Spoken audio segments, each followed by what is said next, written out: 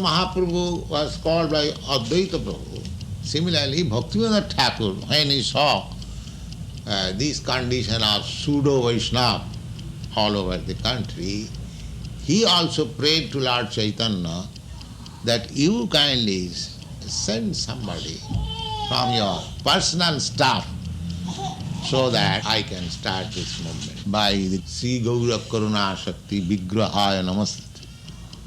Gaura is mercy representation of Lord Chaitanya, and he appeared as the son of this Bhaktivinoda Thakur.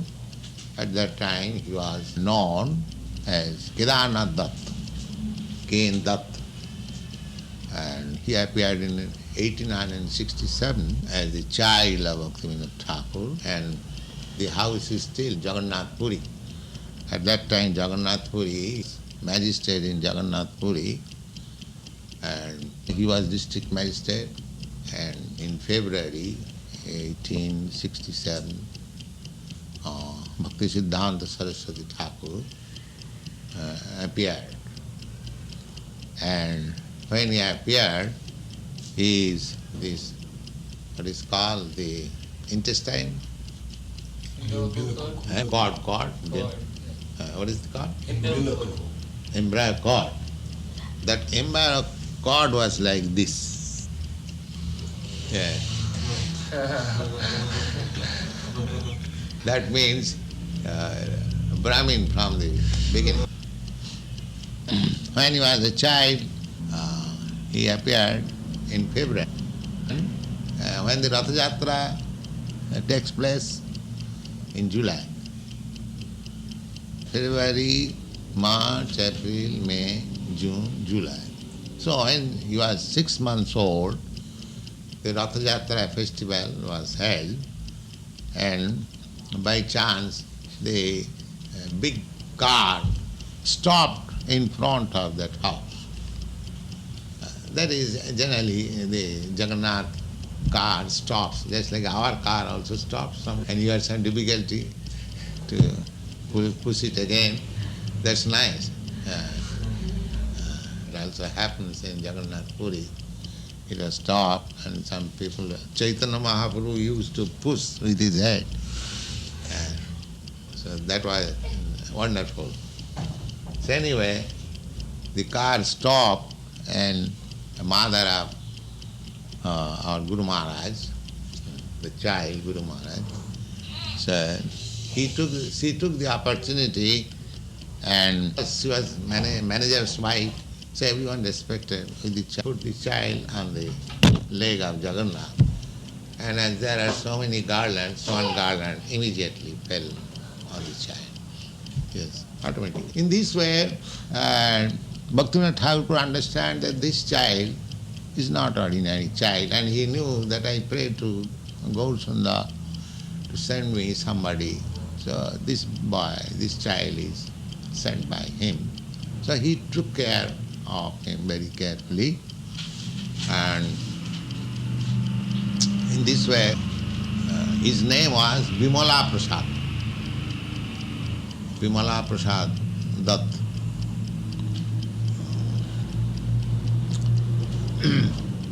When he was 3 years or 4 years old, he took one mango from the deity room and ate it.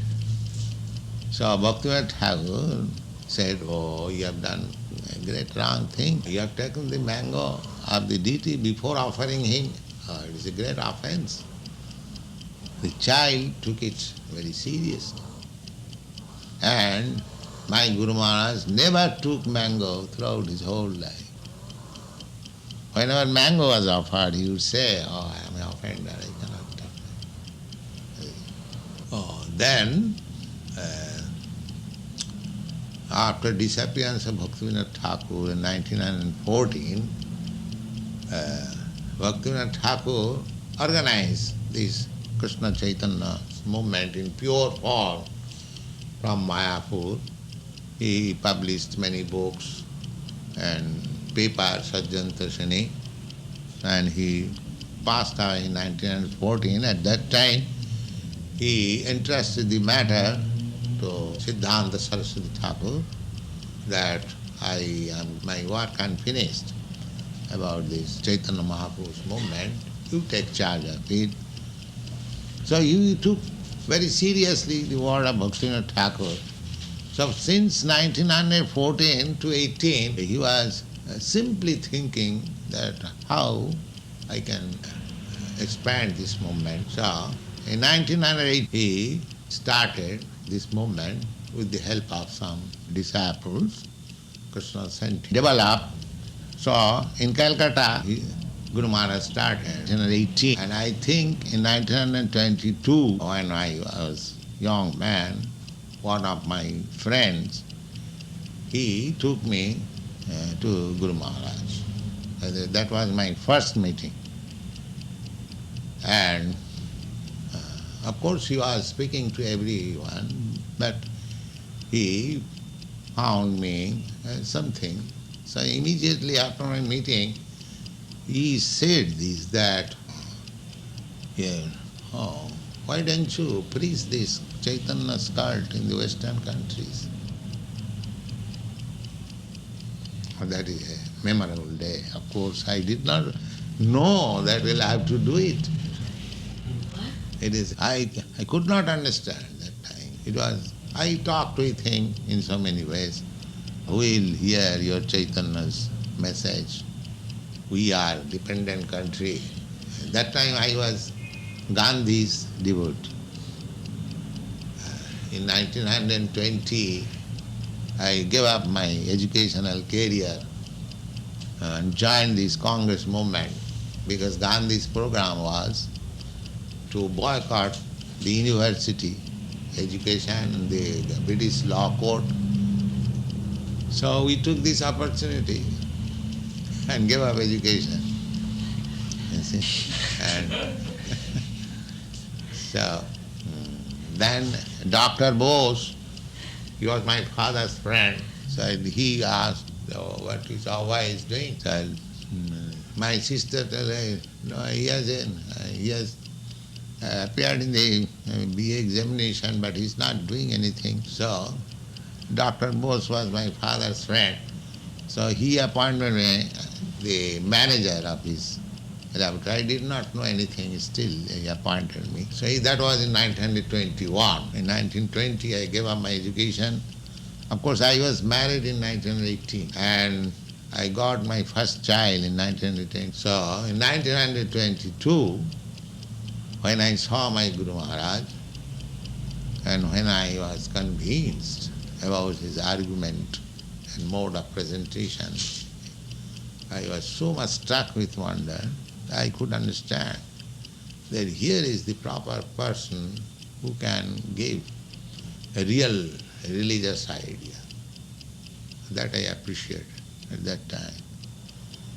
And at that time, I thought this great personality is asking me to preach. I would have immediately joined, but now I am married. Till we injustice. Of course, I thought like that in that way. Of course, Guru Maharaj did not say anything that you give up your family life. No, never said. He simply gave the idea. So I thought that it would have been better if I was not married. Anyway, then 1920, I left Calcutta on my business and I established my headquarters at Allahabad. So all the days I was thinking of this. I saw a very nice, saintly person. But I am now off from Calcutta. So I was thinking like that. Practically he initiated me because I was thinking always. Then in 1928, there was a big fair which is called Kumbh Mela. At that time I was doing business in Allahabad. My business was very flourishing. It is well known, drag shop. The persons who went to organize our Gaudiya Math's camp in that fair, somebody has told that Here is a Bengali gentleman's business, you can go and he is very religious man, he will help. So all the disciples of Guru Maharaj, they approached my shop, my store, drug store. And because I was thinking of them, so I thought, oh, here is the man. I was very glad that they have come again.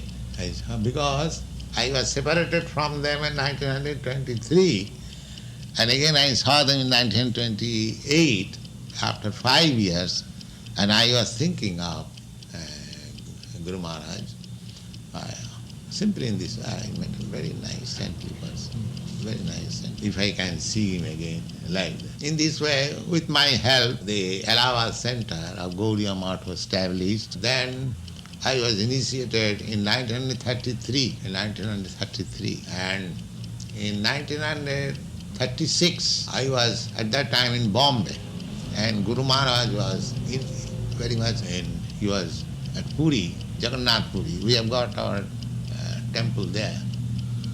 Guru Maharaj established 64 temples, small and big. Just like I am increasing, he increased. So most of the temples were in Bengal. In Bengal there were about 50 out of 64. And one temple was at Allahabad, one was in Madras. In this way, outside Bengal, about 3, 4, one Benares. And he sent Guru Maharaj also in 1933 to London for preaching. In 1936, just on the 13th December, I wrote him one letter, not 13th, I think by the beginning of December 1936, I wrote one letter to Guru Maharaj. I knew he was a little kind upon me. So I wrote to Guru Maharaj, you have got many disciples, I am also one of them, but they are doing direct service to you. Some of them are brahmacharis, some of them sannyasis, but I am a householder, I cannot. Of course I was giving sometimes some monetary help, but I could not give any direct service. So I asked him that if there is any particular service I can do for you. So that letter was replied in 13th December, dated 13th December from Puri, and he passed away on the 31st December, just a fortnight. So this reply was the same as he wanted me to do this preaching work in 1922 when I first met, that you try to preach whatever you have learned from me, the English knowing people in English, that will do good to you and to the people to whom he shall preach. That is mine. So I took up that. And then he passed away in 1936, 31st December. So I consulted some of my god brothers, senior god brothers. Maharaj has told me like this, what can I do? So you have heard the name of Professor Sannal, and there are other god brothers. They asked me to write on the Vaishnava Siddhanta in English. So perhaps in 1935 I wrote one poetry. He was very pleased. And since then he was insisting me that you write on, preach in English. At that time I was thinking, what can I do? So anyway, after his passing away, this Back to Godhead paper was started as late in 1999 because the expenditure was about 300 and 400 rupees per month. So somehow or other it has begun. The blessings of Bhaktisiddhānta Sarasvatī Thākura, as he wanted me, he desired me. So because he desired, I am not very expert, educated or nothing extraordinary. But only thing is that I believed in his word. That is, you can say, that is my qualification. I believed 100% in his word. So whatever success is there, it is just due to my firm faith in his instruction. So I am trying to follow, and by his grace you are helping me. So actually the responsibility will now depend on you. I am also old man. I may pass away in any moment. This movement should go on. This good movement started by Chaitanya Mahaprabhu, then accelerated by Goswamis, and then again and Vishwanath Chakravarti. And when, just like whenever there is jada jada hi dharmasya glani bhavati, when there is some slowness, either Krishna himself or some representative comes to give it a push. So you should know it, that this movement should be pushed on. This should not be neglected. And I am glad that you are catching the ideas very nicely, and try simple thing. You chant sincerely and follow the rules and regulation. The rules and regulation are not very strict. They are very simple. But because you are trained in a different way, but I am pleased and obliged to you that you have adopted. I never expected. When I came first in Boston, I was thinking, oh, we'll accept these Vaishnava rules and regulations. These people are after meat and wine and illicit sex, and how they will accept it. And I was hopeless, and how they will chant. So by the grace of Lord Chaitanya Mahaprabhu, at least I am hopeful that this movement can be accepted by anyone. It is not so hopeless as I thought. But apart from my calculation, you are realizing this movement should be pushed on. Just like great souls always think of the poor souls, similarly you should also feel. That is the way. Lord Jesus Christ, He also felt for the sinful persons. This is very good. If we struggle hard to push this movement, then even we don't get any follower, Krishna will be satisfied. And our business is to satisfy Krishna. That is bhakti. Rishikena rishikesha sevanam bhakti ruchyate. Bhakti means one has to engage his all senses for the satisfaction. Yes. Krishna will be satisfied. Our ācāryas will be satisfied. Guru Mahārāja will be satisfied. And just prasadād bhagavad.